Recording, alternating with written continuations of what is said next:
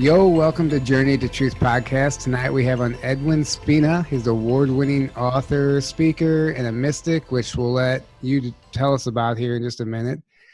He's the author of Mystic Warrior and Mystic Secrets Revealed, and developer of energy center clearing and higher self-integration. And most of all, he specializes in connecting people to their higher selves, basically leading them to the path of happiness and joy.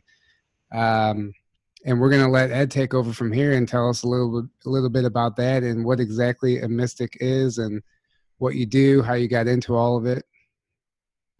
Okay. Well, mysticism is a spiritual discipline aimed at direct communion with the ultimate reality, or God. So it's not merely an intellectual exercise, but it's an experiential thing where you actually feel and connect with these kind of higher powers. And mystics perform different exercises to help, meditation being the primary one, to help connect with that. And one aspect that I do is I do a lot of energy clearing. So I help other people get rid of all the junk that's preventing them from connecting with higher aspects of themselves and ultimately the highest reality. So that's what I do. That's my primary occupation now. I'm an energy healer, and I help people connect with their higher selves. Okay. And so how did you learn that you had this ability? How did you develop Right. what you Okay. do? Well, I wasn't born with this ability or that. I didn't know I had any of these abilities. I was a kid that was very good in science and math. I went to college. I was a scientist. I studied mathematics. I went to work for a computer company. I decided I didn't like that. I got a business degree at the University of Chicago, an MBA. I worked in the venture capital business. I decided that wasn't fast-paced enough. I needed to be an entrepreneur. And so I became an entrepreneur and had all sorts of problems. And then someone said, go see this woman, she may be able to help you. So I go to see her, and it was as if I met someone that I knew, even though I'd never seen her before. She took me under her wing. She could read me very clearly. She was an advanced mystic and basically told me things about myself that I barely knew. My parents wouldn't know, no one would know, but she knew. And so I was, of course, fascinated. And in a few short months, most of my contact with her was telepathic. I would sit on a couch or a recliner. I'd envision her. Sometimes I would feel a tingling in my third eye on the forehead here. And so I would sit on a couch and communicate with her as clearly as we're talking right now. That would be my connection with her. And I would ask her questions, and she'd go, okay, do you need to call me on the phone or anything? Nope, you answered all my questions. I got it. Okay, contact me again tomorrow. So that was something that my scientific mind didn't have any idea was even possible. But, very well, it's the way the world operates. At the very highest levels, people have these abilities, and or they have sometimes some technology tools that help them to do this kind of stuff. So you actually have experience in true telepathy. So I've only heard. So it's just as clear as day. It's as loud as I'm sounding right now. Well, it varies with the person you're connecting with. One of the reasons I think more people don't experience this is because most people don't even know what they're thinking. It's if you ask them, why are you upset? What do you mean? I'm not upset. Why? Yeah, your whole mood changed. No, I'm fine. They don't even know what they're thinking. But if that's the unexamined life is not worth living, if they recognize, wait a second, I don't feel good. What was I just thinking? Oh, I was thinking about my ex-girlfriend when she broke up with me or whatever happened. And then, okay, now you can narrow it down, and now you know what the situation is. So most people just aren't aware of what their thoughts are. But it's also like in tennis. If you play with someone who's a real great pro, if you can make you look great, you can hit the ball and everything's easy. But if you play with someone who's smacking the ball over the court and it doesn't go anywhere near the court, everyone's going to look disjointed and not professional. So Sure. if I got to talk with someone who's a real master, and that's opened me up to that. But those are the same kind of skills that you need in order to clear someone out energetically. You got to be able to tune in. I would basically, when I'm doing my work, I just put my earbuds in, close my eyes, get back in a recliner, and I go through the person's, all their energy bodies and systematically go through everything. And that's the same kind of muscle to be able to tune in and feel what they're feeling. And sometimes, I hear the voices. they have children. I said, oh, this kid's only 2, but this kid knows what's going on. In fact, this kid's wondering what a kind of crazy planet did I incarnate into? I need to, no, just relax, kid. Once you learn how to be a human, your gifts will come through and everything will be fine. So I have that quite a bit. Yeah, that's true. I'm actually in the middle of reading a book right now that Aaron let me borrow. It's a Jason Quitt book, and at the very beginning he talks about remembering choosing his parents before he came here, and wow. And so when he was old enough to talk, he would ask his mom, "Aren't you happy I chose you? Aren't you happy I chose you?" And she would like, "Oh yeah," but she had no Very idea good. what he actually meant. She thought he was just being a cute kid. Yeah, Yeah. exactly. And Right. it's actually an extremely fascinating story. I'm only about a quarter of the way through it, but I just started. Yeah, so thanks again for coming on. Last weekend, we all 3 of us were at ECETI Right. up there in Trout Lake, Washington, with James Gillen. Aaron has a T-shirt on. Yeah. So Beautiful. I figured we could utilize this time to kind of talk about some of our experiences we had there, because I know Right. we all. I don't know anybody that didn't have some type of personal, profound transformation. I mean, it seems like we all went there for some type of integrating, some type of growing. So did you have anything that stood out in your mind that happened while you were down there? Well, my initial reaction was my buddy Darius, who interviewed me on his radio show. He said, "Hey, I'm going to be over at ECETI. Why don't you come up here? I got a cabin." I said, "Okay, that sounds good." And it took me 3 minutes. I booked the ticket, and I was up there making plans. We hooked up. And so I had a great time hanging out with him, but all the people that were around there. When Aaron was walking around with his Q shirt, or well, I guess no, it was you with the Q shirt. Yeah, I had the Q shirt. Tyler was the one with the Q shirt. When I made the wisecrack, "Hey, what's that Q thing?" And you were getting all serious. "Oh, this another knucklehead. I got to explain everything to him." I said, only kidding. I know who Q is. Yeah, I know all about that. No problem. So I enjoyed interacting with the people. The speakers were very interesting. I think the most interesting thing that happened of all of them was when Peter Slattery did his slideshow, and right near the end of it, he said, "Hey, these big red rocks in the middle of Australia, the Aborigines, means the original inhabitants of Earth." He said they know all about the red rocks; they live near them. But the red rocks, he said, were seeded from the Pleiades. They sent them to terraform our planet and turn it into a planet that we could eventually have life forms where these more advanced souls could incarnate. And that just made me want to book a trip to Australia to go see those rocks in person. That was the greatest thing, the single greatest thing. It's like, I have to get over to Australia now. Well, let me know when you're going. So I had a friend who lived with the Aborigines. He's like an old hippie that hung out in New York with the Andy Warhol people, and he had the most eclectic background. But he went to Australia and hung out with Aborigines, and he said he could walk up some of those rocks. And I don't know if he was exaggerating, but it was almost like the rock had its own gravity, and he could walk up almost like a spider or something, just be able to stay on the rock. It was so great. And so I didn't know if he was exaggerating. I didn't push him, but when Peter said that, I got to get over there. Go walk straight up a rock, straight from. That's incredible. Hey, Aaron, can you turn your volume up just a little bit? For some reason, you're a little quiet all of a sudden. Yeah. That's better. Or maybe you're just far away from your mic. I don't know. Is that better? A little bit. How's he sound to you? Yeah, I can hear you clearly. Yeah, you're good. Okay. Sweet. Yeah, that sounds incredible. How about you, Aaron? What was your take on the whole weekend? Oh man, it was just amazing all around. I mean, ECETI itself is just a magical, amazing place. Like the energy there alone. As soon as I got there, I could feel it. It's just amazing energy, right? It just, I second what Ben said on Edge of Wonder on their live. He said it feels really clean and pure, like the energy there. That's the first thought that went in my mind when I got there. I was like, it feels really like clean and pure. That's like exactly what I thought. and it does. And it's just like a sacred space, you know?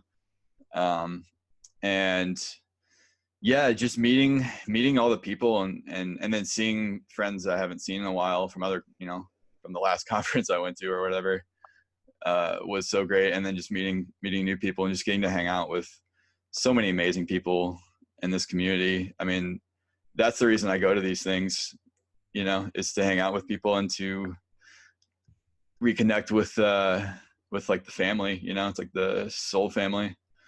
Oh yeah. And reconnect with nature. And with nature, yeah. And it's Right. just like a beautiful area, you know, it's like everything I want all in one place, pretty much. Sure. Like amazing people, beautiful nature, you know, talking about all the stuff I want to talk about, you know, ETs, spirituality, disclosure, blah, blah, blah. And then I even saw, you know, I did the sky watches pretty much every night, and then, you know, I saw all the light ships and everything else, and that was amazing. And I saw some orbs. I mean, I meditated the first day I got there, and that was like one of the best meditation sessions I've ever had. I know, phenomenal all around. It was just so amazing. What I noticed about meditating there is it seemed like as soon as you close your eyes, you're like, bam, you were into the meditation. Or at least for me, it was. I didn't have to take time to calm my mind and do all the practices. It was just almost instantaneous. Yeah. Absolutely. Exactly. Yeah. Yep. One of my favorite things was that Corey Good, one of the first things he said was he couldn't believe that this land had not been taken over by the government or the military. He says that any type of land that has this type of history, vortex, potential underground city, is usually just, you know, swallowed up by the government, and they build an underground base there or turn it into a national park or something. Oh yeah. Something to keep people out of it, especially at night. So he was just saying it was a miracle that this place even existed, which I think is fascinating. We have to get James on to talk a little more. Yeah, and well, from what I've heard is that they've tried many times. Like it's not like they haven't tried, you know. Like they've definitely tried to get control of that place, and the fact that they haven't been able to is a testament to me that it's being protected for sure. Like it's definitely being protected. Oh, absolutely. Yeah. What's your take on that, Ed, as far as being protected? Do you have any insight on, you know, why it would be protected? Yeah. Yeah, I can't tell why it would be protected, but obviously it was. I mean, I think someone made the joke that the Bigfoot that hang around there helped to protect it. But I think the higher beings can keep the riffraff out if they really want to. And I know from personal experience, if you can project enough love to someone, if they're evil, they don't want to be near you. It's like remember the Wizard of Oz when the witch got doused with water and she said, I'm melting. Well, it's almost the same thing. You think, oh, love, what could possibly go wrong with that? Well, those negative beings, when they get doused with enough love, they run for the hills. They writhe in the ground. It's like torturous. Yep. So they could do the same thing there. And I echo what Aaron was saying. When you go there, you don't have all that electronic interference and all the discordant energies that are typically in a big city with all the strife and hardship. You're just in a beautiful, pure, pristine nature environment. And, you know, I love that as well. That's nothing better to connect with your higher self than being in an environment like that. Yeah, I actually like the fact that no one had internet or cell service out there, because it forced you to put your phone away. And everyone's on their phone all the time because you don't have service. But it was kind of it was nice. The whole experience was amazing. I agree with both what you guys said. It was really it was transformational for me. A lot happened inside. I felt like I came back with just a whole new energy about myself. I felt that too, definitely. Yeah. But I say that about every conference I go to. I do too, but this one, it was up there with EOD for me, which was the first conference I ever went to. Yeah. Also in a beautiful area in Mount Shasta, close to Mount Shasta. Yeah. So while we were down there, some earthquakes happened in California. I don't know if you guys read or followed David Wilcock and read his update or his article. He added a 2,000 word update to his most recent article, and he dove into what he thought potentially was going on with these earthquakes. I don't know if either of you guys had any knowledge or insight on what was the cause of those. I don't think it was a natural occurrence. I think the initial one was from the dark side. They were trying to send a warning to the white hats that if you disclose all the stuff which is about to go, we're going to just escalate this, and we'll make sure the next earthquake's in a more populated area. And I think the white hats may have then said, okay, here, take this. And then they went and retaliated and wiped out some of their ability to create the first series of earthquakes. So there's definitely a battle going on. It's not merely on Earth, but it happened in the spiritual realms as well, which is where I'm very familiar with. And what I tell people, especially those who are not familiar with the kind of work, everything that happens in the higher realms will eventually manifest in the lower realms. And I'm known for being very upbeat about the potential for humanity and the upliftment of all humanity, because I already see what's going on in the higher realms. And those realms are almost totally cleared out of the negative beings that have been enslaving our planet for centuries. So I know it's not that I'm especially psychic. There's other people that are as psychic or better, but they don't necessarily spend 8 hours a day on those realms healing people and clearing them and looking and seeing what's about. So the future of our whole planet and the humanity is very positive. Yeah, I definitely agree with that. I think it was an attack. And as far as the future of humanity being positive, I think, everything that's going on right now in the world, Epstein being arrested, every day we're hearing something come forward about somebody getting arrested, somebody stepping down, this drug ring is busted. This ship was confiscated because they had how many pounds of cocaine on it or whatever, Right.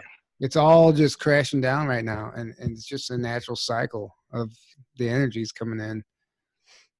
Yeah, at the conference there, when they announced Epstein got arrested and almost everyone in the crowd started cheering wildly, I said, these people are awakened. They understand what that means. This is the first step. This is awesome news. And they got it. There weren't any dead weights there really trying to pull the energy down. Everyone was upbeat, especially when that announcement came through. Oh man, Yeah, totally. I actually read Michael Sala's article that he just released about the Epstein arrest and how it ties in with everything. That's what Michael Sala does. He ties in everything and just paints a picture. While I was reading the article, I kept experiencing chills throughout my whole body, like 5 or 6 different times. It was almost as if, we always read about the shift happening and we know about it and we talk about it, but it was like as if I can feel it. Actually, I can feel the shift occurring, like finally. That was like the big catalyst that needed to happen. And then some of the details in that article is just horrible. I mean, some of the stuff that went on in that island, it's such a good thing. It's one of the difficulties that the reason people have trouble understanding what's going on is they just don't believe that humans can be as evil as some of these evil satanic humans are. And I know it was in 1996, it was quite a while ago, someone said, I need to read this book. And the book was Transformation of America by Kathy O'Brien, who was a victim of being a sex slave, a presidential model. And so I actually got a coupon from Barnes & Noble that would pay for my book. I said, oh, great, I'm going to get a free book. So I go over there, I find the book in Barnes & Noble, I open it up, I flip through it, I start reading. I said, I can't even read this. This is so vile, it's so disgusting. And I had to put it on the shelf again, and I couldn't even buy it then. And then a voice in my head said, hey, wait a sec, if you can't read this, how are you going to ever help anyone else to wake up to what this real reality is? And so it took me a few months. I went back and then I got the book, and that began the exploration of that very evil part of humanity. But that's why people can't wrap their heads around it, because they just can't imagine someone would be that evil, would harm a child and torture a child. It's not human, and that's exactly the point. That's what I remember David Icke saying a lot. I used to watch his videos a lot. He says people can't imagine, they can't wrap their heads around, like you said, they can't wrap their heads around that kind of evil, so they just don't think it exists. And they were easily, oh, it's a conspiracy theory, that's fake, because people just can't imagine that level of evil is going on with humans. But the thing is, it's not a human thing. It's a non-human thing is where it stems from. So when you understand that, it makes a lot more sense of how such darkness can exist and have been going on for so long, and not being exposed and people not knowing about it. So yeah, well, exactly. And it's time to get that shit out. It's time. Yeah, it is. It's definitely happening. It's happening. We're doing one of the things I wanted to mention about the earthquake that David Wilcock mentioned it is that he always has the insider information. He says that according to what he had heard, the earthquake was an attack on China Lake military base, naval base, which is massive. I forget how many, like 180 million acres or something like that. Wow. I'm not exaggerating that number either. It was a massive military base, and the majority of it obviously is underground. Well, what he's being told is this was the main hub for the chemtrail operations. So this is where the chemtrail planes would leave from, this military base. Oh. And then if you go back into the history of it, this is like from this very first reports of seeing chemtrails were in this area, and they were actually noticed by one of the guys who worked on the military base. So they're thinking that this was an attack, and actually there was more earthquakes than they were actually reported on the mainstream. There were a couple more in between then that were pretty substantial. But apparently it's the largest earthquake that they've seen since 1995. So it's pretty, it potentially could have been a really significant time. And it happened on Independence Day, 4th of July. So, where they're trying to send a message. And if you think about, like, if this does become a story or, in the history books one day, how fitting would that be? The day the earth shook on Independence Day and blah, blah, blah. It's just an interesting way to look at it. Do we really know? No, but it's definitely a possibility. Yeah, when I was still under my mentor, my Sophie mentor's tutelage, in one of my meditations, I saw these transparent beings. They had unusual shapes like triangles and that, and they were moving these devices around. And I asked her, what is that? I mean, are they real people? Yes, they are. I said, what are those devices? And she said they were like psychic, not amplifiers, the opposite, de-amplifiers, or to make things. And they had them seated in like the St. Andreas Fault to prevent earthquakes and that. So we have the help from higher beings as well to help do this. So they may have mitigated, the cabal may have tried to have even more damage done, and it was mitigated. That's very possible. Yeah, and I think there's always an ET force that has a hand whenever there's, we obviously know about the nuclear whole epidemic whenever they were shutting down all the bombs and stuff. So I think there always is a force at play, definitely. Both positive and negative, really. But well, that's the thing. The negative ones are, for the most part, have been rousted out. As actually Corey Good said, that the negatives had, they offered to turn on all their people on Earth here and say, we'll give up all of our people, all of our agents here on Earth if you let us leave. You let us go. And they were denied. Yeah, they were denied. So they're stuck here. And why are they stuck here? Because they won't be able to withstand the energies coming in. especially if the flash occurs, then they'll just pretty much disintegrate, or according to Yeah, Well, because if they let them go, they're gonna go start problems in other planets and right, elsewhere. So they're like, no, right, we're gonna solve this problem once and for all. While we got you here, like, we're not gonna let you go. right, Yeah. Yeah, it's like a murderer in jail, like goes to the guard and like, please let me go, please let me go. Okay, Yeah. sure. right. Yeah, Yeah. Exactly. And that's people in the spiritual community have to understand what that exactly means, because there are some people that think they're very spiritual and they say, oh, we just have to love everyone and everything's fine. Let's light a candle, everything will be okay. Yeah. It's like, no, you can't negotiate with cancer. There is no negotiating. It's not like negotiating with the mafia or something like that. You say, all right, look, you guys win. We're going to give you a kickback or whatever, and let us finish, doing our job, building the building or whatever it is. And you can reason with them. They may be illegal and they may be trying to shake you down, but you can reason with them. You can't reason with Satanists. It's only a matter of time before they will try. If they once they seize an advantage, then they'll come in and attack you and take back they renege on any agreement. They think lying is a perfectly good way of living. Yeah. Any means necessary to get what they want is pretty much how they go Right. about things. So yeah, no, there is no keeping their own end of the bargain or none of that. No, they don't care at all. So no, like you said, it doesn't work. over. What is your take? So we know these negative ETs have existed on this planet for thousands, hundreds of thousands of years, if not more. So we know about the Greys and the reptilians, the Archons, and we keep hearing that the number's shrinking down. Do you have any information? I was listening to one of the videos or the audio recordings you sent me. I was wondering if you had any information through your own channeling, your own healing, on how many are left, or what that number is looking like now. Right.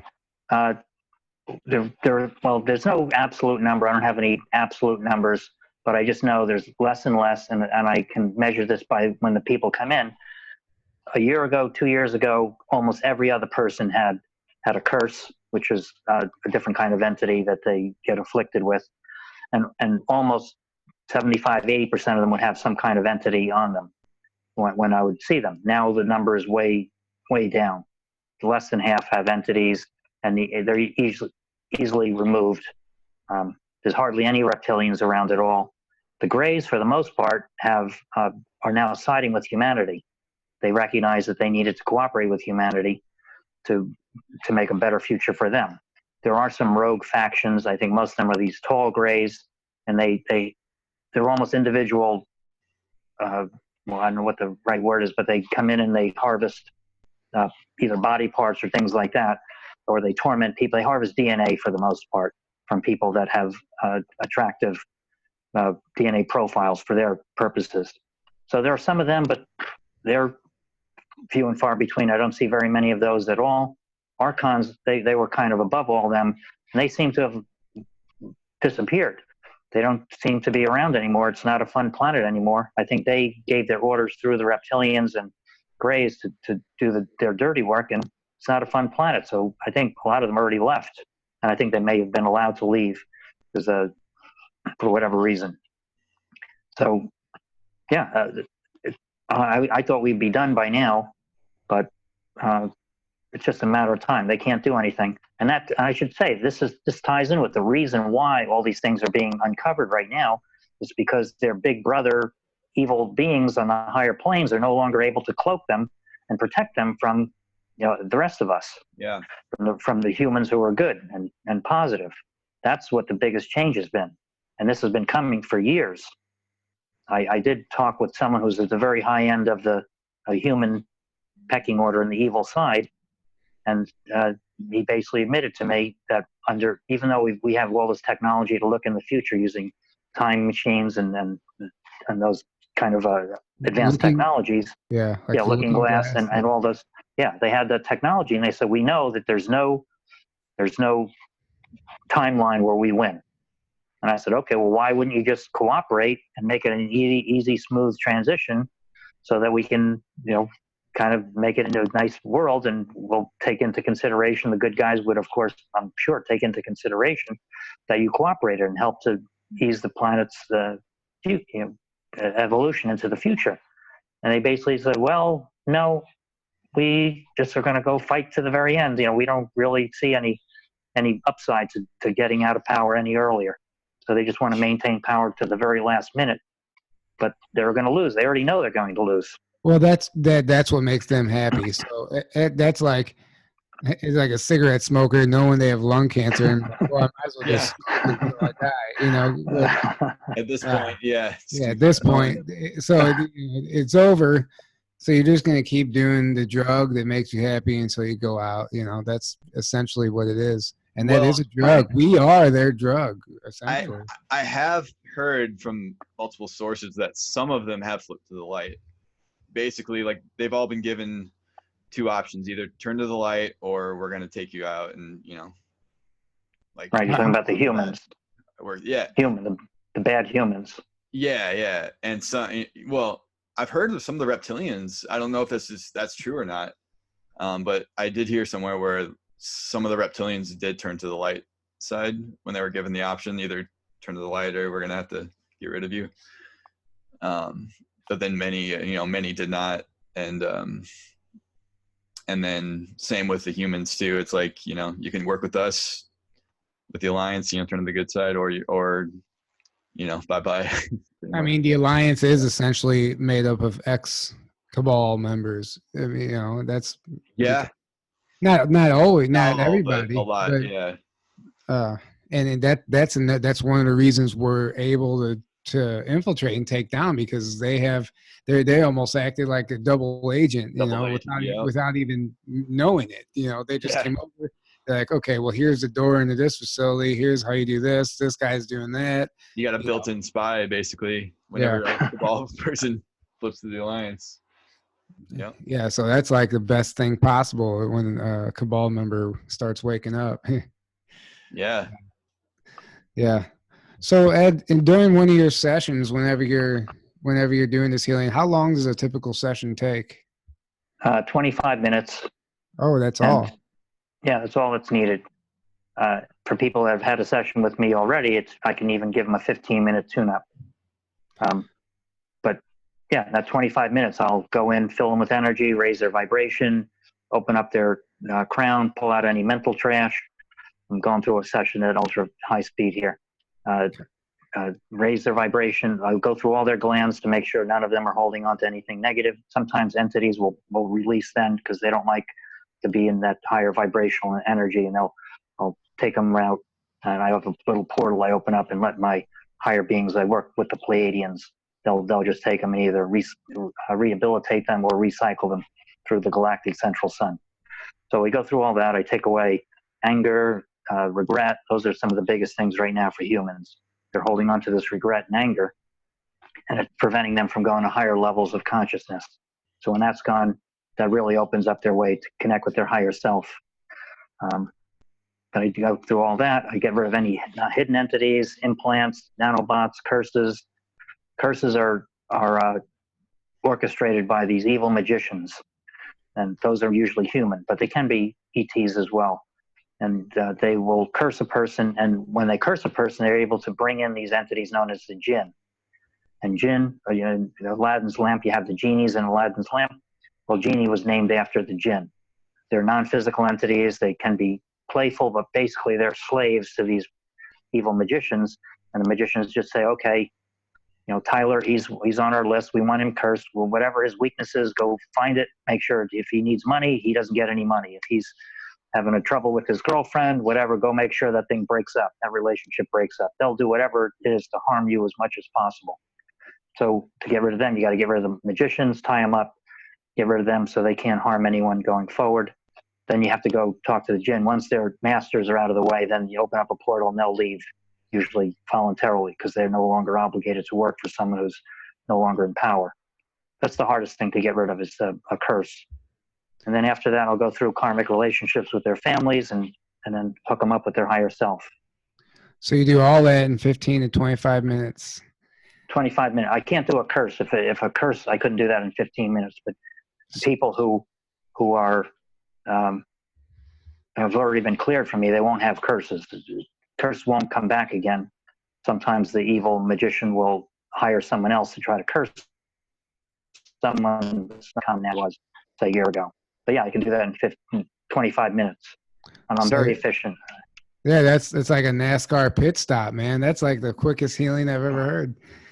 Well, it's like I make a joke. You can go see a psychotherapist for a year, or you can see me for 25 minutes, and yeah, I'm willing to match, because they don't work at the energetic level. And that's where all the problems are. Yep. If you get rid of that, then everything else is a piece of cake. Amen. Exactly.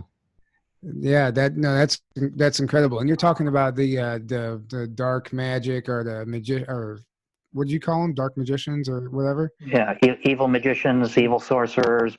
So black magic is the term, yeah. You said something that just reminded me of something Barry Littleton was talking about. And he said that what they'll do is they can essentially, like you said, if you're having car problems, because I was like, for the time, I just couldn't win with my vehicles. It was just like, oh my God, like what is going on? And I'm doing all the spiritual work and everything, and it didn't click until I was down at ECETI when Barry said something about it. Maybe it was some sort of an attack, because I mean, it was just like unbelievable, bad series of events. And I just wonder, obviously it might have been my own karma. It could have been a number of other things, but that's just one of the possibilities that I hadn't considered yet. Right. Someone who's just really angry and just out of sorts, they can make their machinery and things around them not work. And that's without having any help from any, non-physical entities. So it's very possible that everything's interconnected, and those negative emotions are not good for anything. Sure. Yeah. Definitely something to think about. So, back to your healing. I'm just fascinated. So when you go in, are you immediately in contact? Are you in contact with the person's higher self, or what actually occurs? Right. Well, I'll give you a mini clearing if you want to feel what it's like. I wouldn't. Sometimes the people will log in with a Skype video, but I don't usually show it, because I said, if you look at me, all you're going to see is me with my eyes closed, waving my hands. So it's not exciting. So don't worry about that. Sure. Just relax. So what I would do is I would open up a portal. This is how I open up a portal. And I'm sending energy to you, Tyler. And I feel a little bit of the discord energy. I'm raising your vibration. And I would guide them with my voice. And I can already feel some of the dissonant energies. There's a super fast way of doing it. I'll do that first, just to show you what it's like. I just take this and take all the discordant energies like a meat grinder. And you have some entity on you. He's not happy. He thought he would be able to sneak through. Just pulled him out.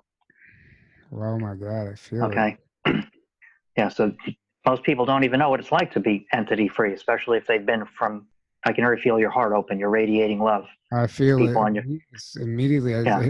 Guys, anybody listening, it's hard to describe, but this is incredible right now.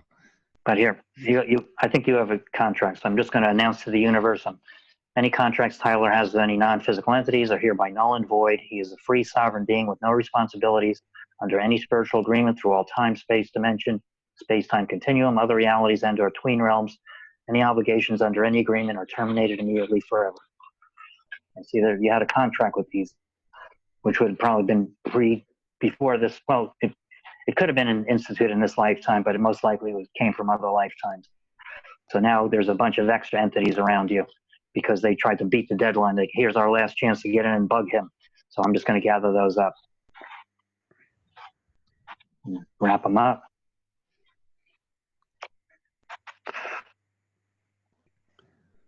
Yeah, so all the ones that were in reserve in case, like sometimes people will say, well, I had my entity removed, and that could be true. But once that one's removed, there's another one waiting in the wings if you have a contract, and then they come in and replace them. It's like a cook in your kitchen. If the cook gets taken away, there's a new one, just keeps coming in. So Anyway, so all those, you're cleared of those now. So after I get rid of those entities, I'll raise your vibration some more. Well, if you want, I'll tell you. How much time do you want me to spend clearing you? I can do 10 minutes or 5 minutes, or if you your audience gets bored, I don't want them to tune out. we can keep it fairly short, but I would definitely, Okay.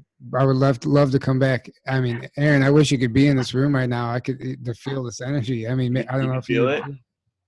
Yeah, it's absolutely like I almost wanted to tear up there for a second. Really? Yeah, that's what this is the secret. It's higher octaves of love. That's the secret. It's the most powerful force in the universe. So these reptilians, archons, no one wants this in their field. None of those service to self, evil beings want love.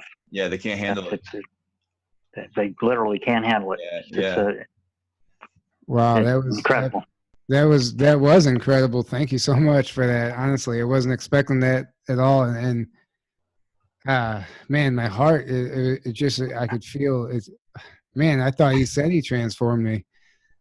Well, I didn't want to, when I went there, I just loved the fact that I didn't have to spend any time getting rid of any discordant energies. It was already clear. Yeah. So it was and the fun thing that you might crack up, remember when James did that meditation where he brought in the different ET races? He brought in the Syrians first, and I could feel that was nice. And he brought in the Orions, which I felt more dramatically than the Syrians. Then he brought in the Pleiadians, and I didn't feel anything. Really? That's because I'm already a Pleiadian, so it was like, okay, it's like a fish in water. No, it doesn't make any difference. Wow. But it was funny. I actually felt the Orions. I felt the Orions the most in that as well. Right. Yep. God, that would make that makes so much sense on the energy that I was picking up on in that medicine wheel out in the field. Right.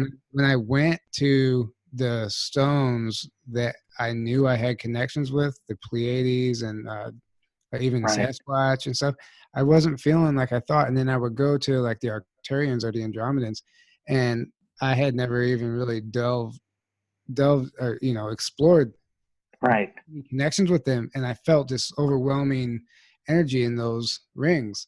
So that makes a lot of sense. It's like a fish in the water when you're around familiar. Yeah, that was my energy. That's when I was in. Yeah, I was gonna say when I was in college, we went to Tufts University, it was outside of Cambridge. But we all went into Harvard Square to go shop at the Harvard Coop because they had the most stuff to choose from, posters and things like that. So everyone's in there buying posters to remind them of their hometown and that. I came back with a poster of the Pleiades. So I had a poster of the Pleiades above and I didn't know what the Pleiades was. I just said, this is the most beautiful thing I've ever seen. I'm just going to put that right up there. And I did. And it wasn't until years later that I even knew what it was, that was why I was connected to that. So yeah, and it is the most beautiful thing. That's actually what I have as a screensaver, the wallpaper on my computer. Right. Yeah, it's beautiful. It's definitely beautiful. Wow, thanks again for that. Let me give you some, Aaron. I don't want you to feel left out. Oh, thank you. Yeah, there you go, Aaron. All right, you can keep talking in the meantime. Oh, I'm gonna observe.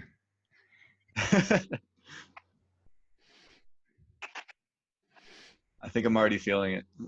Yeah. Oh, definitely. So, I mean, if I'm allowed to talk while he's doing this, that's even go ahead. Yeah, go ahead.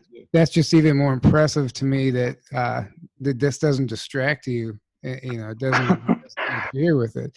But I mean, clearly you've been doing this for a long time. Right. I had some very good mentors that showed me how to do this. Actually, my Sophie, when I met her, I barely knew what reincarnation was. I heard about it, but that was it. And I was a mathematician. I didn't know anything about history or anything like that. But she told me, "You're a spirit technician." I said, "Okay, great. What is that?" And she says, "Well, you'll be able to go in and operate like at a spiritual level on people." She says, "But don't worry about it. You'll learn in time." It's like I can't even imagine what that would be like. But she was right. It wasn't until just a few years ago that I realized, wait a second, she told me this over 20 years ago. That's what I'm doing. Nice. This is incredible. So, So what did you pick up for Aaron? He didn't. I don't feel any entities on him. But that's an example where people sometimes and some people say, well, look, how come, this guy, he's not even spiritual and he doesn't have any entities? I said, no, because he's not in the front line of the battle. And I'm not saying it's about Aaron, but you can't tell if a person has entities or not by their level of spiritual advancement, that they could be moved. It's like a war. We're going through a spiritual war. And so the entities that could have been on Aaron last week, they said, we not move him in here. We got to go after Tyler. He's a troublemaker right now. We got to go get him. And then they'll attack the people at the highest levels. They're the ones in the front lines that are fighting this war. And people say, what can I do to prevent getting entities on me or curses? I said, well, I can't tell you that, because if I knew, I would do it. I get cursed more than all my clients combined, because I'm a bad guy. And from the perspective of those evil guys and the magicians, I'm a bad guy. So they attack me, and I'll be talking with you, and all of a sudden, wait a second, I'll feel ornery or angry or something. Hold on, I got cursed again. Hold on while I get rid of this, and I'll get rid of it. And I said, okay. And I've done this at dinner with one of my friends. Oh no, someone's cursing me. Hold on, and just get rid of it. But wow, that's so impressive. I mean, I can tell. Like, I went. My dad and I went on a paranormal investigation last October in a cave near my house, and on the way home, I literally felt an entity enter my body. I almost had to stop the car. I started getting nauseous and like almost broke out in a sweat. I started getting weak, and I knew exactly what it was. And I fought through it. I was actually going to meet up with some friends, and I had to go home. I couldn't even meet up with them. It was that intense. And I ended up having a Reiki healer pull me aside at a psychic fair I was at, and she could sense this entity on me. I still had not removed it. I tried doing it myself, and she could sense it with just me walking by. And she ended up removing it right there in the spot for me. And oh, that's nice. Yeah. So I know what it's like to feel like when something's attached, but I don't think I could pick up on it that quick. Maybe I mean, because a lot of times it's not that noticeable. It's probably more subtle. It might happen while you're sleeping. I don't know, but yeah, absolutely. It can be very subtle, but just trying to steer you in a little bit off direction, keep you a little bit out of sorts. And then there are other things too that the Cabal uses. They have these nanobots that are like artificial intelligence. Yeah, artificial intelligence type entities. Most of them are etheric, so you can't even see them. They have physical ones, but the etheric ones are the ones that are more troublesome. And they're not as bad as a full-blown entity. But what they do is they just seed areas of unrest, like Portland's. If they see there's going to be an Antifa march or protest or something like that, they'll seed the whole area to try to create as much civil unrest as possible. And they do that. And I had one client, he's calling me from Europe, and I'm clearing him out. And I said, you got all these nanobots all over you. I just stopped and said, are there any protests or anything going on over there? Because you live in Belgium. He goes, oh yeah, as a matter of fact, there are. The whole down at the university, there's a big protest going on about whatever it was. I said, okay, that makes sense. So they knew there was going to be a protest. They put these in there just to keep people a little ornery, a little off, a little more aggressive. They're trying to start, civil wars, but the higher beings and everyone are getting rid of these things. So there's less and less of that. So describe a nanobot. Well, it's a nano. It's like a tiny little thing, less than a millimeter big, but it's half artificial intelligence and half etheric entity. And one of funny story is a woman calls me up or texts me and says, I need emergency clearing. And she had already been to me. So okay, sure. I'll do you over lunch. And I'm describing it to her. And I said, oh, you had all these nanobots over you. She said, that's crazy. I said, well, it's not crazy. She goes, no, it's not crazy what you're saying. What's crazy is I was driving to my office. She was a chiropractor. And she said, I felt as if someone took a paintbrush and spritzed it, and it went right through my windshield and into me, all these dots. And that's when I had the problem. I said, oh, well, those were the nanobots that came into you. And she goes, and I knew it was not physical because it went right through the windshield. I said, okay, well, that's what we got rid of on you. So literally, that's what they would be like. She's very perceptive, very, very psychically gifted, and that's what she felt. Sometimes you can feel like things are crawling on you, on your skin, even though they're not physical. Yeah, that's extremely interesting. So you could essentially, are these things just like sent to a person in particular if they're trying to attack somebody, or are they just like, can you just pick it up when you're in the wrong area? Or Yeah. If you're in the wrong area, it's more a nuisance than it is something dangerous. A regular entity is more powerful and more influential. But Sure. like I said, they'll Portland, Berkeley, when they try to start riots in Berkeley, Charlottesville, I'm sure they did that when they had the trying to get people to fight there. George Soros busted people on both sides of the divide so that they would start a fight, and then they dropped in the nanobots to try to get the audience, other people there to contribute to the violence. So yeah, those are the kind of places where they'll insert these nanobots. Wow, that's man. Thanks for all this intel. Yeah. And it's stuff I've read about and heard about, but it's nice to get refreshers on a lot of it because we deal with so many distractions every day, and how things happen. You forget about something until something triggers it. So that's nice. It's nice to hear it all again. That's what's nice about the conferences as well. It's like a reset and get you back to where you need to be. It gets you grounded a little bit. Totally. Yeah. So speaking of the conference and the UFOs that we were seeing every night, what is your take like on the current status of this whole disclosure that's happening? Right. What is your take on, like, when do you think we're going to see some type of craft rolled out? Hey, do you have any thoughts on that? Yeah, I really like Jordan Sather's presentation because he's expanded the definition of disclosure to not merely UFO craft and ETs. Yeah. That's a small portion of it. Exactly. All the stuff about vaccinations, chemtrails, nanobots, all these other things that are going on is just as valuable. Yeah. As what's need to be covered. And he did a great job of doing an introduction to that kind of subject and an introduction to Q and all that. It was very helpful. I would like to see that presentation broadcast to the average citizen who doesn't know about this stuff, because it would be digestible for them. To me, it was like stuff I already knew, but he did. Yeah, he did a great job of organizing it. Yeah, he did. I said the same thing when I saw him speak in Hawaii. He had another. It just broke it down. He does it in a way that's, like he said, digestible. And if you just give the guy a chance and listen to him, it makes a lot of sense. There's so many haters out there that just want to dismiss right away. So I agree with you. Even the panel with him, Ben and Rob, and James, I think that panel it was a perfectly bundled package on the whole everything that's going on right now.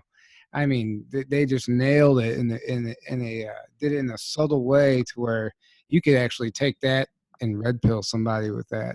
I mean, just take a look at this and give me your thoughts at least. Yeah, that was good. I got to spend a little bit of time with Ben and Rob also during the conference, and just hanging out and that. And they were great guys too.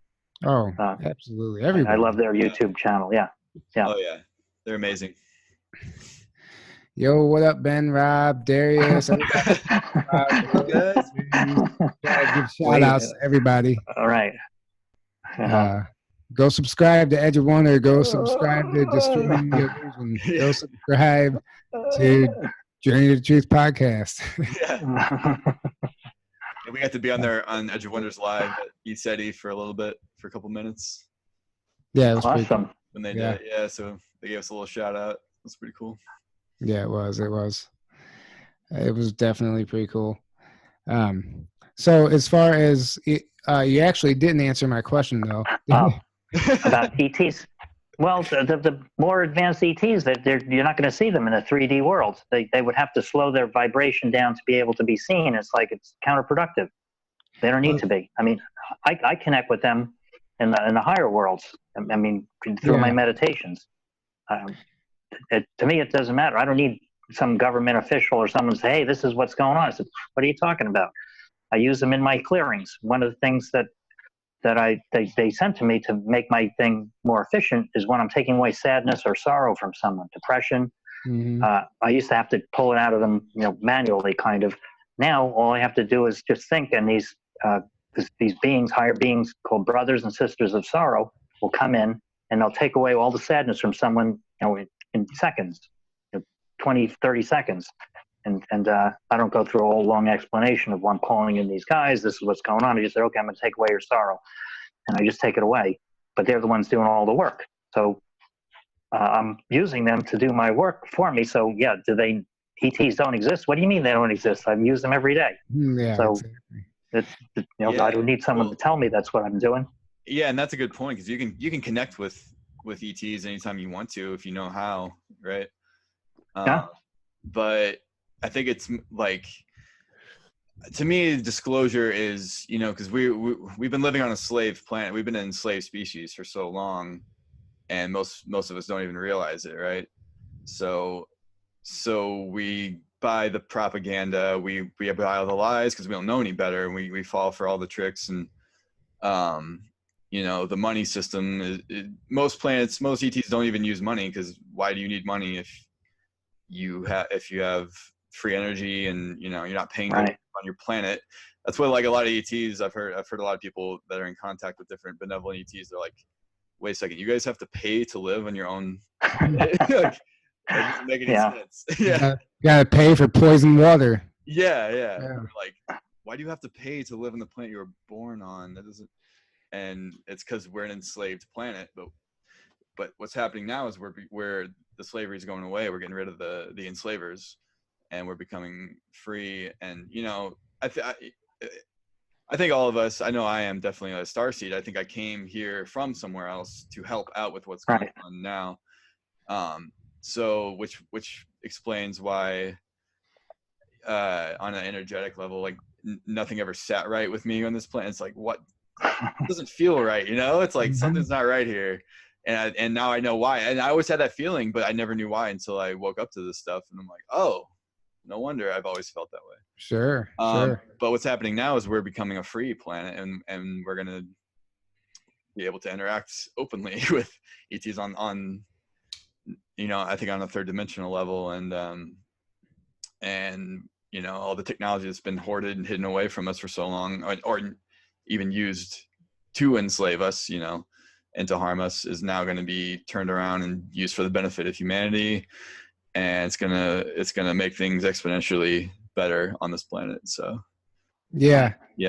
And I guess what I was referring to, even though all that stuff was beautiful, I was referring to, as far as the disclosure of I guess our own craft, like the TR-3B.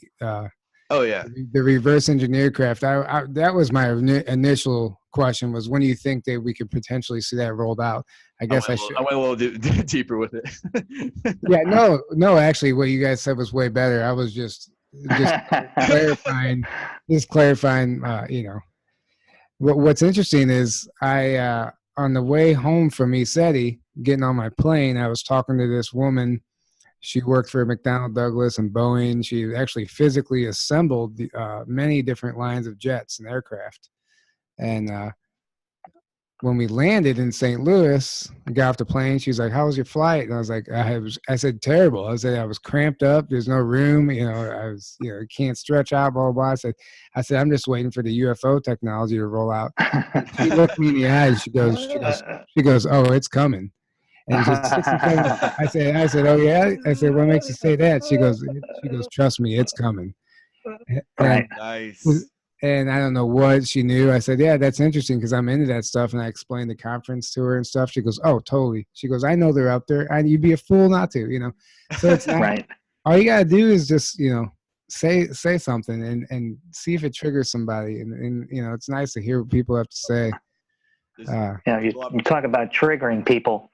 I was at this nice restaurant bar, just sitting at the bar having a glass of wine and an appetizer, and these two guys are next to me, and they didn't know the answer to some question, some trivial thing. I said, "Oh, Joe, blah, blah." "Oh, yeah, right." So I start talking with them, well, and then they said something political, and I said, well, I don't agree with that. What do you mean you don't agree with that? I'm on the west side of LA, like one of the most liberal areas that everyone has to hate Trump in order to live there. Yeah. And so I just said, well, this is how it is. And this guy, one of them was a physicist, and the other one, his friend was, I don't know what he was. He was mostly an idiot. But his friend was a physicist. He's asking me questions, and I'm giving him all these answers. And then his friend keeps interrupting with stupid comments that you would hear on CNN or something. And he says, stop talking.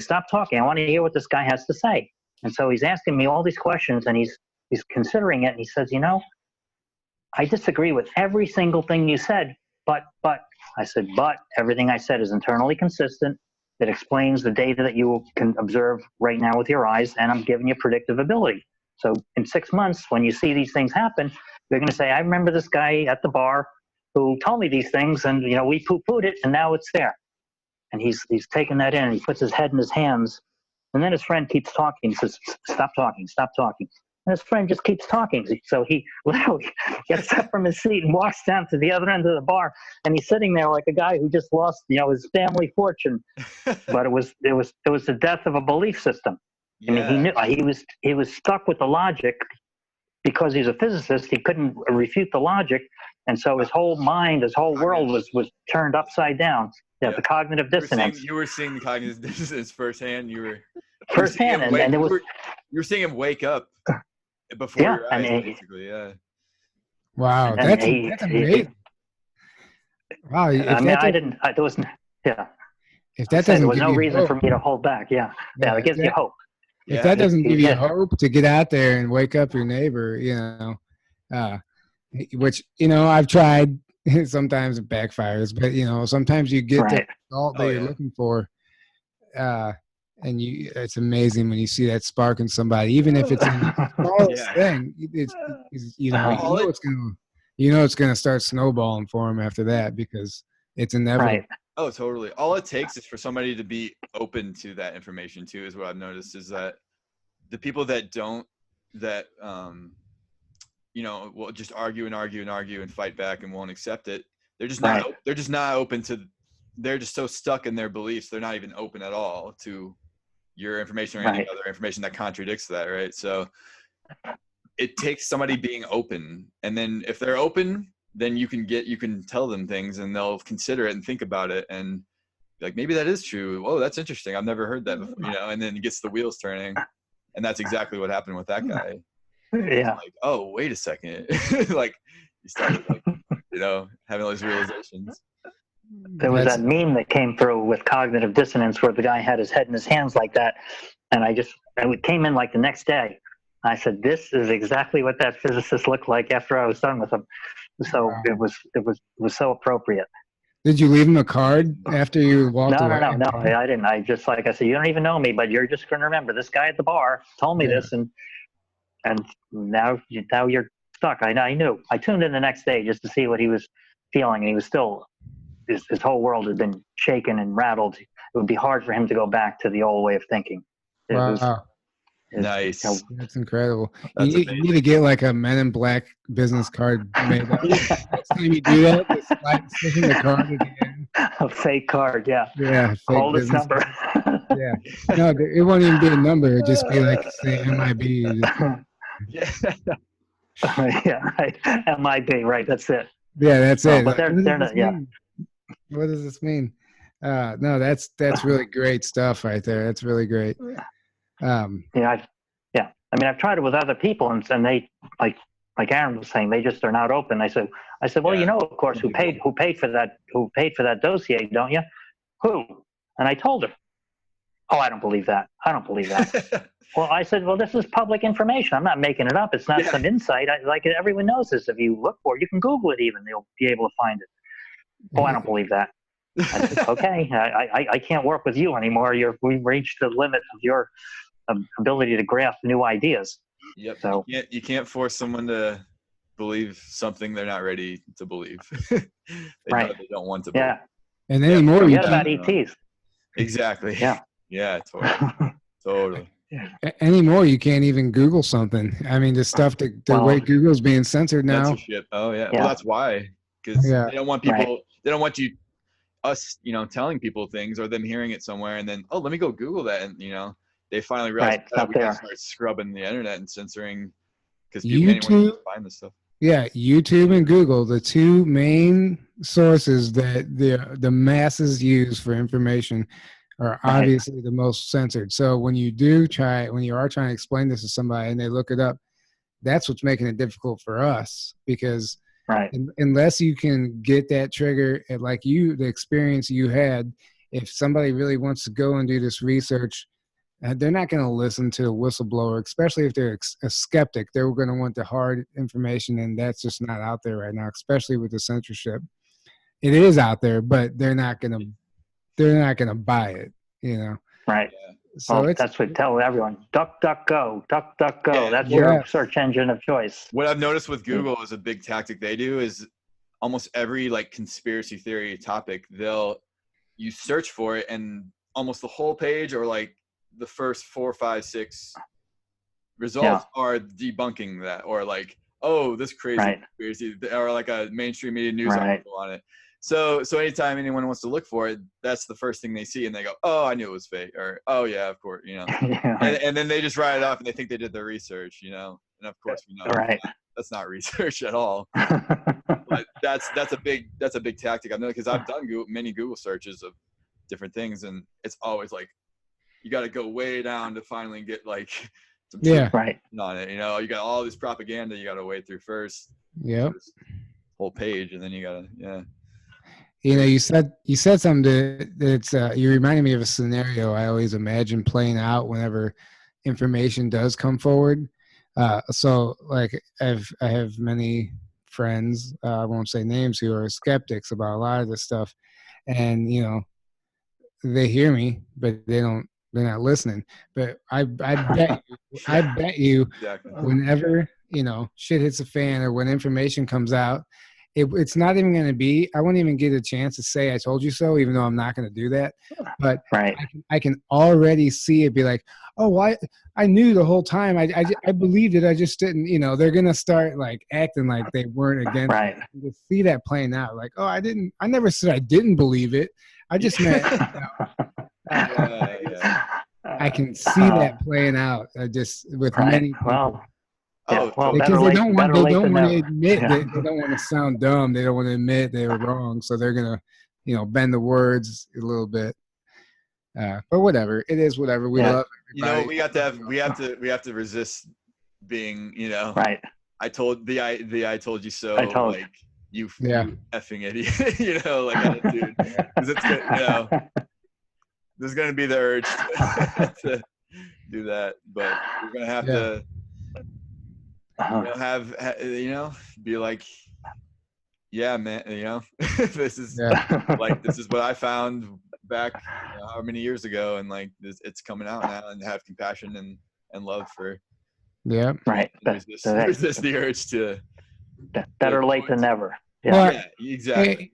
And I get where people come from. It's not, if you go and say, everything that happened on Star Trek is real, that really happened. Star Trek is a documentary, essentially. Oh yeah. Right. And they're gonna laugh at you and be like, or maybe I can't speak for everyone, but it makes sense because that's really hard to sink your teeth into, especially hearing it for the first time. It has to almost enter your consciousness. It just has to enter your life in other ways. The information has to, you have to go through the awakening process. You can't just be told and then believe.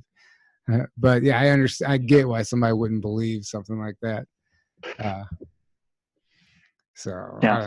Any Star Trek, Star Wars, any of them? Oh yeah. No, they're all. The Matrix was one of the best at waking people up to. Someone once wrote a review of my book, Mystic Warrior, but he said it's kind of like the time when you watch The Matrix for the first time and you feel sorry for all those people who don't understand what they're really telling you here. That we're living in this matrix, that it's not, it's not just a movie. So yeah, I was in 6th grade when that movie came out, and it rocked my world then, and I had no idea why. I just I was fascinated with that movie too.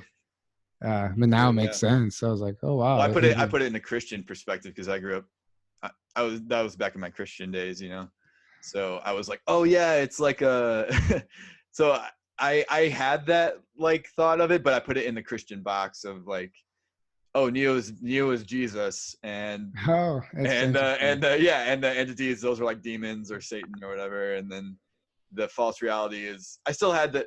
That's one of the benefits of me growing up in Christianity, is that I at least had kind of a foundation there for like, I knew this reality was like a false matrix reality, and I knew there was a spiritual world, right? So I already had that at least ingrained in me. I knew there's other forces going on. There's other things going on than just what we see with what we experience with our five senses, you know? So Yeah, it wasn't pure atheism. You actually had I had that base, spirituality. but I just had Yeah. a lot of like dogmatic, beliefs and within that were not good, obviously, but yeah. As every religion does, in my opinion, but that I had that base at least, so I like understood that. So that actually helped when I got out of Christianity. I knew there was a spiritual greater reality going on, so that's why the spiritual information kind of came easily to me when I started stumbling across that. I was like, oh yes, this definitely resonates, because I already had that, Sure. Well, there were some people that doubted that when I said there are these demonic entities that come and attack people, and oh, I don't believe any of that. That's like nonsense. I said, well, do you believe in the Bible? Yeah. Well, who do you think was one of the best guys that ever getting rid of casting demons out of people? Yeah.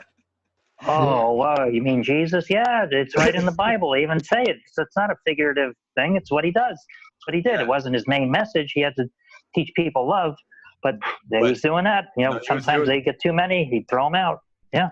Yeah. So I feel I'm in good company. I'm gonna, follow that example. Get rid of those demonic beings. Oh yeah, totally. And so much of the Bible,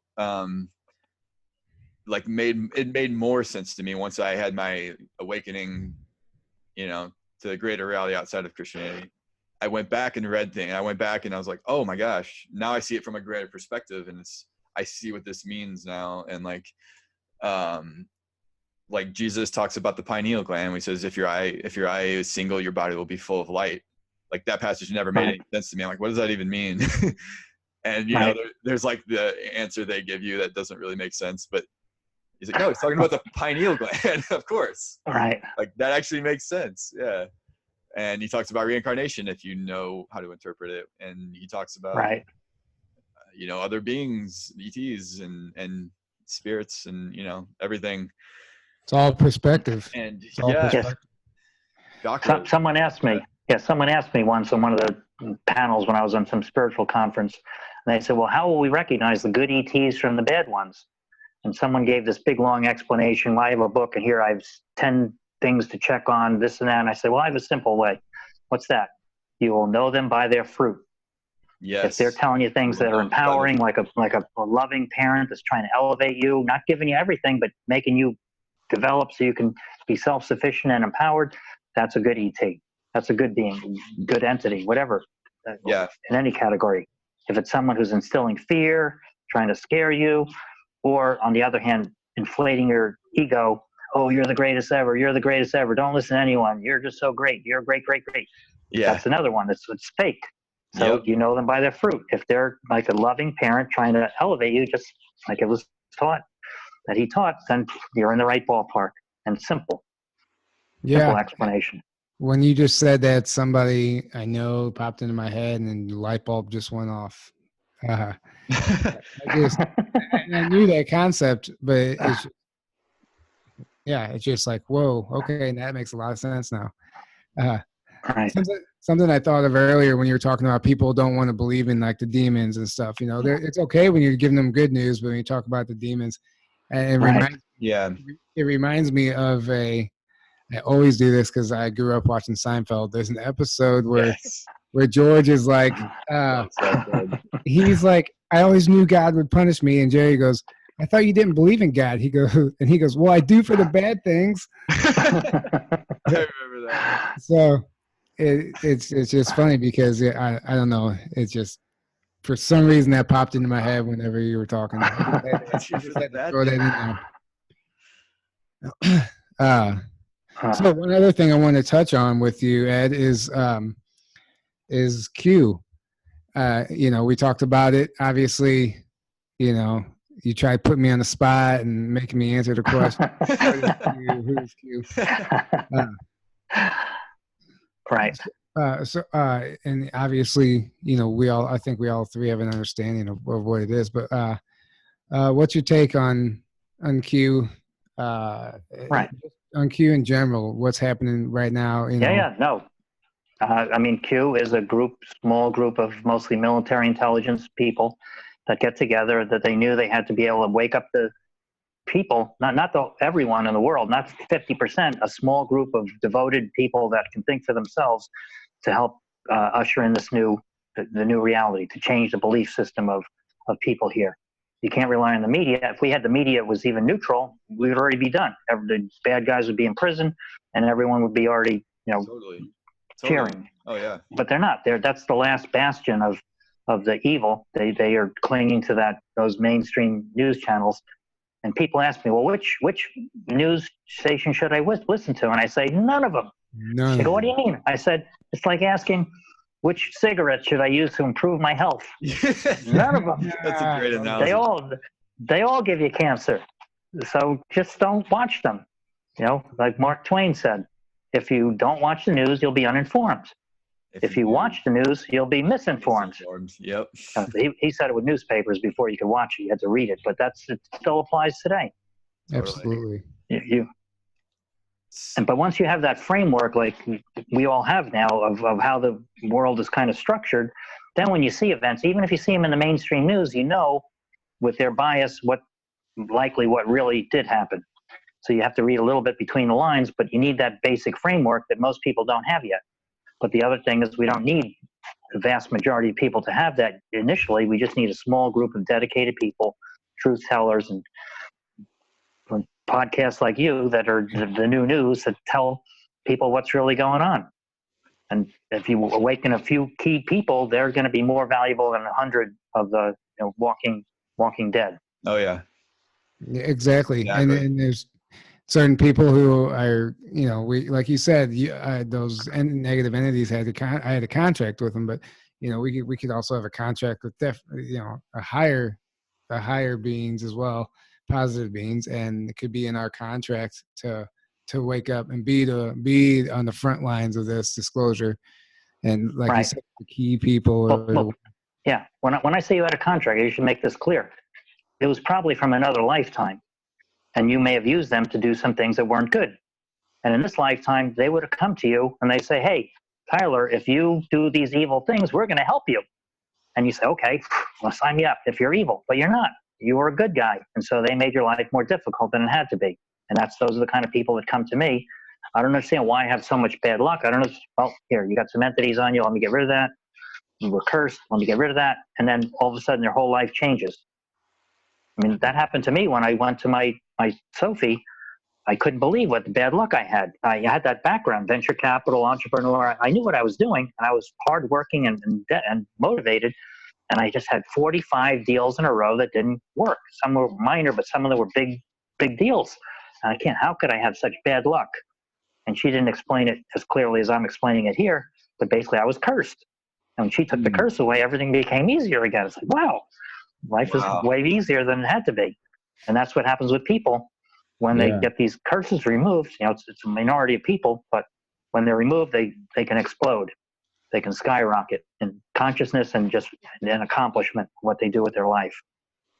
Well, then I'm on the right track after tonight. Yeah. Well, it's a good start. Yeah, no, absolutely. No, that's so empowering. I have a list of people this long I'm going to send your way right after hang up tonight.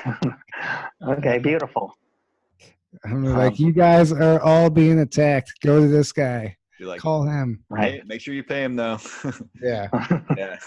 Take all his time. Please. Yeah. So, and I was what I wanted to talk about with Q is how. So this whole Epstein thing. Q was talking about this in November of 2017, and I reread the Q post, and Right. it was all laid out. They just told you everything, stuff that they still aren't even talking about in the news. You know, details and information and names and stuff. So you know, this to me is like a huge Q proof, and it just solidifies if any people have any doubt. You know, even though I don't know how you could with Q if you really know what it is. Yeah. Right. But it's I think it's a super cool time. It's a super cool time. That's my message. This is the greatest time in history for the last 2,000 years to be living on Earth, to watch this transformation. Totally. And it goes along with your question about disclosure.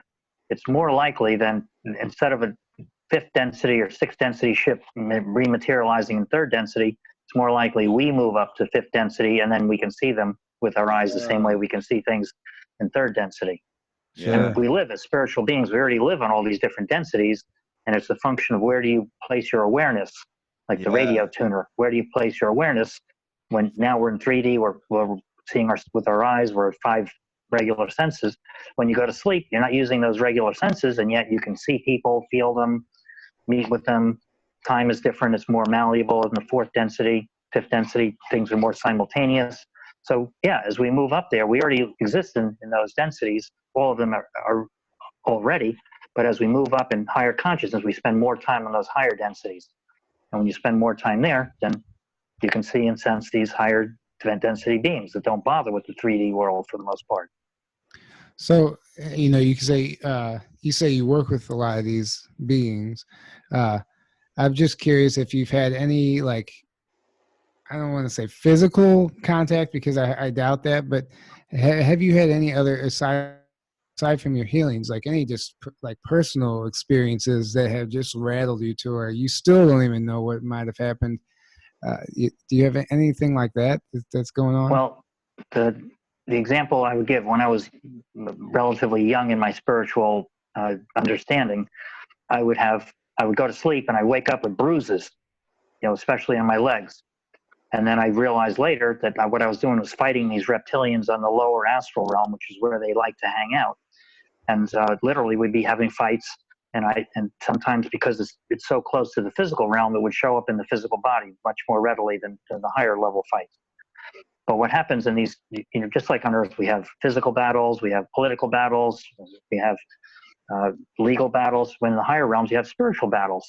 And when you get into this consensual reality, like in a dream state, the one who can go to the higher level, he or she can dictate what happens in that consensual reality. So whoever goes to the higher level wins the battle. And back then, I couldn't go I was at the same level or just in roughly the same area, and so I would get beaten up a lot. Now I'm a much higher level. Now there's no more fighting like that. I could be like the Matrix. I could pick one of those up and throw them across the room, just like, you know, Neo, you know, through Agent Smith or whatever. You know, that's how it works. And that's another motivation to elevate your consciousness and to raise your vibration. Man, so you're Nice. Neo. You didn't tell us that. Well, it's the same thing. That's it. The Matrix has got a lot more truth in it than most people ever understand. I never believe. And I never even, and I understood the concept of it, but I never actually thought of the physical martial arts aspect of it being a potential reality in another realm. It just makes a lot of sense. Man, there's a lot of light bulbs going off tonight for me. So. Oh, good. Well, all your viewers, millions of viewers will also get it. That'd be awesome. Yeah. To know there's hope, and to not just the light at the end of the tunnel. We're coming up on the end of the tunnel, and it's going to be bright daylight. And we got the guide of Q to help us look for what's coming up in advance. So keep your eyes open. Things are changing, all for the better. Yes. Yep. Yes. Let's go ahead and start wrapping it up. And do you have a message to continue off of what you were just saying for everybody listening? What can you leave us with? These are the most exciting times in history for the last 2,000 years at least.